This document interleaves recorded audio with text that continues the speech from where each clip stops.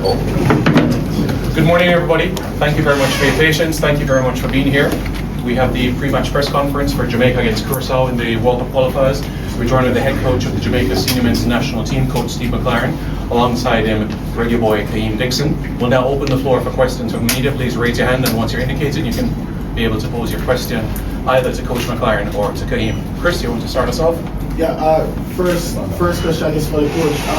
Coach McLaren, big match. Win and you go to the World Cup. Anything less than that, you go to the playoffs. How do you prepare the team mentally for this type of game, especially at the National Stadium? You know, it's many people have asked me, what about the last game? I said, I think for 16 months, we will always go down to the last game. And I said it at the beginning of the group stage, and so it is. And I think the best thing for us is that it's a win. It's a win. When you play for a draw or a win, you are a little bit in between, and I don't think we can be in between tomorrow. We have to be front foot aggressive and go for the win. That's our mentality. So that's what we'll go for. Sorry, Kaheem, question for you as well. You're never the one to shy from the big moments, from Clarendon College up until now. How do you normally get yourself ready for these type of moments? Getting yourself in crucial spaces, scoring goals, maybe getting an assist. But how do you normally prepare yourself for moments like these? Like usual, I always prepare myself, like do the right stuff, like on and off the pitch, and that's what matters most. Like on the day, like it will just happen naturally. Like you don't have to prepare for it. Like once you do the right thing on and off the pitch, then it just comes naturally. Thanks, Chris. Go ahead. Hello, you're coming from a 2-0 defeat from Curaçao. What did you learn from that game, and what are your tactics going to be concerning that loss? Yeah, that was disappointing. We didn't start the game well, so we must start the game well tomorrow. That's a big lesson. And we had chances to win the game. When you look at the stats after the game, we had more chances on target, and we should have scored in that game. Had a goal disallowed for, I don't know what, but so we knew we were in with a chance in that game. The start was poor, so we've got to start well tomorrow. And that's the message to the team, is to be front foot. First 20 minutes, and the game is over 95 minutes. We know what we must do. There's no in between, we must win. Ian? Yes. Coach, I noticed Kaheem is sitting beside you. Am I to assume that he'll be on the starting lineup tomorrow? We'll find out tomorrow, But what I do know about Kaheem, when I first came, I seen some little bits of him. This is one of the reasons why I love this job, is because I get to work with people like Kaheem. There's that smile, and there's that energy, and there's that enthusiasm, and that's what we've needed throughout when I've been here 18 months. And he provides that. With his move to England and to Charlton especially, who've looked after him, he's developed. You can see that. Look at, he didn't have a body 18 months ago. Now he's got a body, and he's a man, and that's good. He's playing at Crawley, and that's a tough division to play in.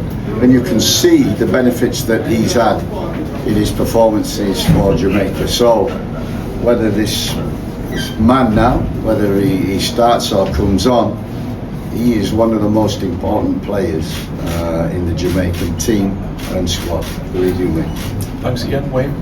Yeah, Coach, the 2-0 defeat in Valencia, that 2-0 away defeat to Curaçao, you'd have taken notes at the end of the game as to what you did right, what you didn't do right, and what to correct it. The dynamics are different now, same team. Those notes you took there, would they apply to how you prepare the team for tomorrow, or because the dynamics have shifted, you've changed? Yeah, obviously I think we had some issues in that game, but most definitely it's a different squad, will be a different team, but what we've got is a hell of a good squad. everybody's available, everybody's fit, and we've got a good squad. So this game's over 95 minutes. Number one, we must start well, and number two, we must finish well. And that's the key to it. So what we learned from Curaçao was that they're a very good team. When you look at their performances in the Gold Cup, and they didn't go out of the group stage, their games were so close. They were drawing, they were losing games in the last minute. They deserve to collect more points in the Gold Cup. We've seen their quality in this World Cup qualifying group. And you know, when you beat a team, any team, 7-0, you've got to give them respect, which we really do. But it's up to us. It's up to us. It's up to the people of Jamaica. This is why we're doing it. A lot for selfish reasons, to want to do it for yourself, for your family. But when you've looked at the horrific scenes of the last 2 weeks, and we've been shown and told, and you know, the people on the island know it, they're very close. Us coming from the UK players and staff, you know, we have been told, we have been shown, we know the effects of what that hurricane has done for many, many people on the Jamaican island, and we want to do it for them. You know, that's a message from the team. That's not necessarily a message from me. We want to do it for them. We've had messages sent to us from people in the areas that have been hit, and you know, the message from them, at least for a week, give us a smile on our faces, that we can, that Jamaica, the Reggae Boyz, can give us hope for the future. That's on everybody's shoulders, and especially the players who perform tomorrow night. Laurie? Hi Steve. Hi. You've been involved in some huge matches in your career, Nou Camp, England, FC Twente, FA Cup final, Manchester United recently, that you left to come and be the Jamaica boss. What can you draw from those experiences, and if you're able to achieve this, how would this rank in your career? I mean, this is why I took the job in the first place and left Manchester United to come here. I knew Jamaica from my work with FIFA. I knew the potential, and I knew that this was a great opportunity this year to qualify for the World Cup. So from day one, for the last 18 months, that's been the focus. And I remember saying to the staff the first day, and I said it when the group stages were drawn, this will always come to the last day, always come to the last game. And yeah, you're absolutely right, the experience that I required. But you know, Curaçao have got exactly the same. We've got Big and we must say, you know, I hope he's had to go back home to I think his wife, who has fallen ill. So our prayers and our thoughts are also with fellow coaches, so Dick at this very time. But him and his staff, they're more experienced than me. And so this is a game of what happens on the field. Picking the right team, the people who can impact. The game's over 95 minutes, how you start, the middle, how you finish. And I think we've all got experience of that. It comes down to 11 players versus 11 players, always in the end. And a little bit of luck, and God willing, we get that luck, or we get that bounce of the ball, that decision that you need to win games. Hope everything comes and falls our way, and then we've got a chance. And we're at home, in front of our home fans, and if you'd have asked me 18 months ago, that's what will happen, and you'll work 18 months for it, I'd go, oh, can we jump to that quickly? Because the 18 months have been really hard. But all that hard work has been worth it to get to this point, and an opportunity, that's all it is, an opportunity to qualify. We must take it, grab it. Thanks, Laurie. Brian? Coach, you speak about picking the right team. Casey Palmer has been an integral player for us. Before he probably wouldn't have started, but you could recall it recently. What are the possibilities of him featuring? Yeah, unfortunately we've got you know, the likes of Casey, who got injured, very influential in the last camp, especially against Bermuda. And you know, the club, Hull City, have allowed him to come over here and continue his rehab, so he's not fit enough to be available for the squad. It's the same with Leon Bailey. Suffered an injury just before coming to camp, and we've been in contact with him, and you know, it's another one of them where his club need him to rehab in Rome and need him to have scans this week. You know, and we'd love to have Leon over here supporting the team. We'd love to have Mikel as well, I think, who also is trying to get over. Casey has come over. So all these people who have been on the journey from the first day, we all want to get together because we know tomorrow is a huge night where we can make history. Tyrone? Coach, in our first game against Curaçao, we lost 2-0. You said in your press conference that the first goal, it's very difficult for us to get back from the first goal. So, if we go down, one goal, do you have a plan to respond to that? Yeah, I think that's one of the key things that you talk to any coach in football. They don't just plan for the beginning, they plan for after 20 minutes, some adjustments they have to make, half time, substitutes in the second half, last 10 minutes of the game, they're the crucial elements. And you're absolutely right, experience tells us that detail is the key. So how we see out the game, how we start the game, how we impact the game, we have to plan that before we go on there. Eventualities like unfortunately losing Richard King against Trinidad very early upset some of them plans, and we had to adjust to that. But you know, it's always plan A, plan B, plan C, plan D, all the way through to Z. Jordan? Coach, do you look back at the last game and think of that there may have been any mistakes in team selection? And how do you use whatever insight gleaned from that last game into bringing into this game as it relates to team selection, starting 11 specifically? Yeah, look, you know, it was very difficult the last game, picking a team.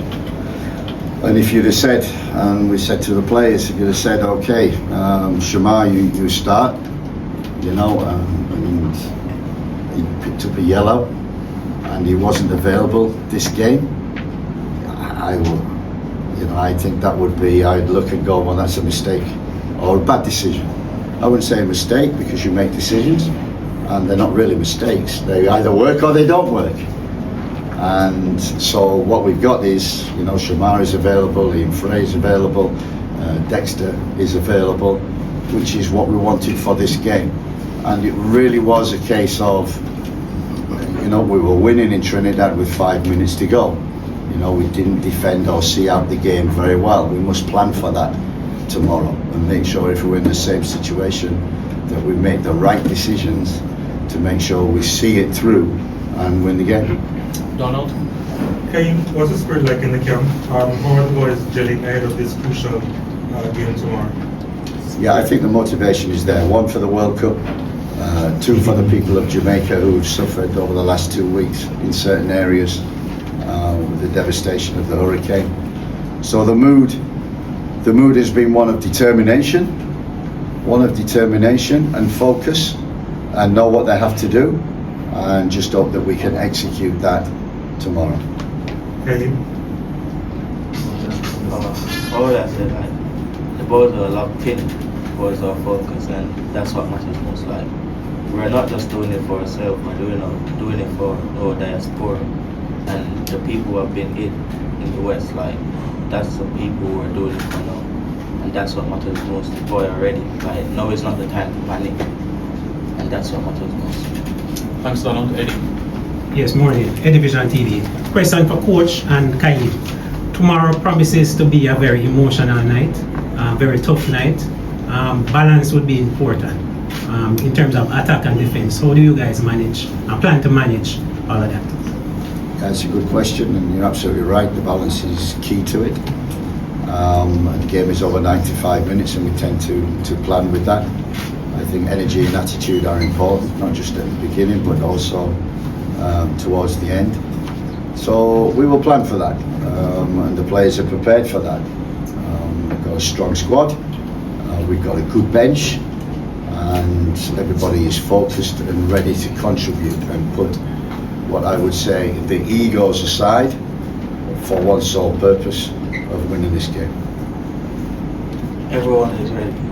Like the coach make the decision whether he starts you or not. Like you just have to be ready. That's what matters most. That's the balance in the team. Like always be ready, even if it's 5 minutes, just ready to play. Livingston? Yes, coach. Similar about team selection. As I said, the last game, some of the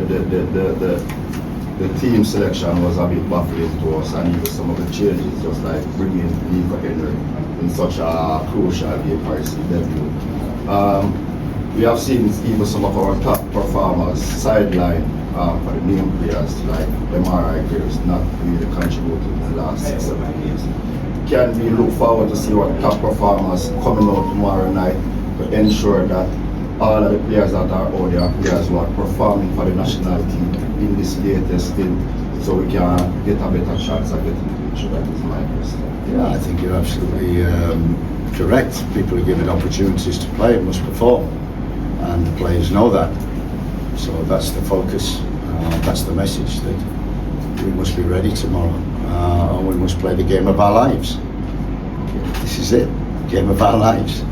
Could change everybody's futures and change everybody's rest of their lives. So focus, be ready, and perform at your, bring your A game. That's all we ask, bring your A game. We said to every player, be ready, 8 o'clock, your A game. On the bench, be ready. When you come on, A game. Just tell me about Curaçao, how you see them performing now, coach.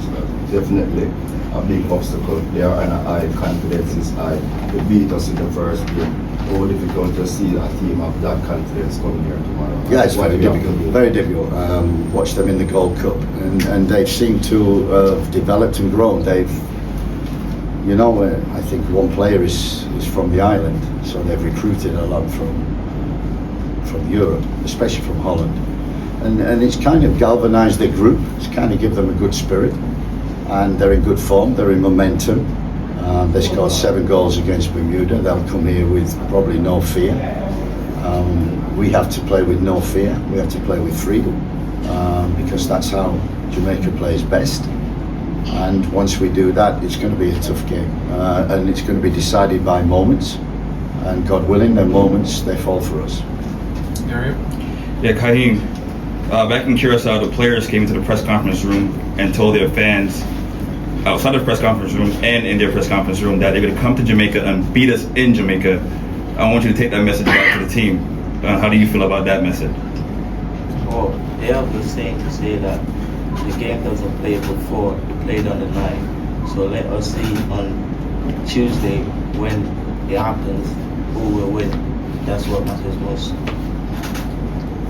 Finally, coach, for you personally, just to dovetail on the question, you've had many big nights in your career. You're also famous for being sort of chill. You're a no drama kind of guy, which can be good and can be bad. But yeah, it can be bad. It can be bad because it could breed complacency. But how do you feel personally? You, Steve McLaren, how do you feel? Are you a bit edgy? You're nervous given the high stakes and the fact that it could have implications on your future as a national coach? It's not about me tomorrow. It's about the team, and it's about why I came here 18 months ago, was because I saw an opportunity and I knew Jamaica well. So it's just an opportunity to come here, and we knew World Cup qualification was the goal. What I've had in the meantime, then 18 months, is an unbelievable experience. And that's what I've gathered all the way through my career, is experiences, and good and bad, victories, losses, disappointments, ridicule. I wouldn't ever say complacency, because you want to come into our hotel and our meeting rooms, there's no complacency in there. We have to be calm, we have to be relaxed, and we have to do that. You make good decisions. But the 18 months I've had here, and knowing the Jamaica. It's been a fantastic experience. Personally, for me, the goal has always been World Cup qualification. But since coming on the island, the people I love, the man sat next to me now, he epitomizes Jamaica, and this is why I'm here, because every day you wake up and you see this, and it energizes you, and the enthusiasm of the players, whether they're local players or they're from the UK or from abroad, the buzz, the energy, the excitement has been brilliant. The experience of CONCACAF football has been unique for me, and I've had to learn lessons very quickly about CONCACAF football, because Caribbean football is different to Central America football, is different to North America football. So we've had different types of football in CONCACAF, which I've not experienced before. That has been fantastic experience and development for me. But the goal has been working with these players, working with the federation, trying to get everybody together. Along the way there'll be ups and downs, there'll be decisions, there'll be good, there'll be bad, they work, they don't work. What it's all worked towards is this one night, and I'm excited by it. I hope I'm a little nervous. I'd be very worried if I wasn't.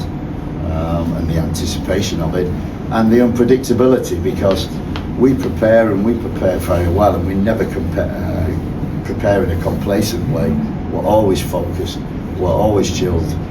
Jamaicans enjoy it, so we make them enjoy it, but we know on game day that focus has to be there, and that's what we aim for. 8 o'clock, staff, players, supporters, come here at 8 o'clock, be on time, sing the national anthem. Everywhere else we go, every country, the crowd, the fans, we can hear the national anthem. We want that from our players, our staff, our supporters tomorrow. Every advantage that you can think of playing at home, we have to take advantage of that. If we do that, we're a force to be reckoned with. Sticking together for 95 minutes will be key. Whatever happens, someone mentioned it, we may concede a goal early, we may go up, we may draw, we may be losing, we may be how many games we have won in the last 10 minutes because we stayed in games. We need all of that tomorrow, and again, God willing, everything drops our way and we win the game. Thank you very much, everyone. Official training is at 10 o'clock.